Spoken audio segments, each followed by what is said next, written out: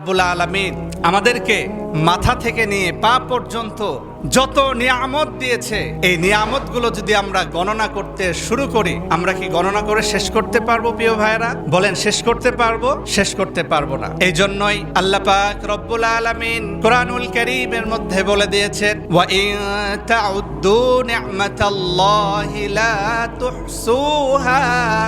আল্লাহ পাক রব্বুল আলামিন বলেন, আমি তোমাদেরকে সৃষ্টি করার পরে তোমাদেরকে আমি যত নিয়ামতগুলো দিয়েছি, এই নিয়ামত যদি তোমরা গণনা করতে শুরু করো, গণনা করতে আরম্ভ করো, তোমরা কখনোই আমার নিয়ামতকে গণনা করে শেষ করতে পারবা না। আমি সীমাহীন নিয়ামত তোমাদেরকে দিয়েছি, সীমাহীন রহমত তোমাদেরকে দিয়েছি। আল্লাহ পাক রব্বুল আলামিন বললেন, লা তুহসুহা, তোমরা যদি গণনা করতে শুরু করো তাহলে আমার নিয়ামত, তোমরা কিয়ামত চলে আসবে, তারপরেও তোমরা আমার নিয়ামতকে গণনা করে শেষ করতে পারবা না। কথা বলেন ঠিক কিনা?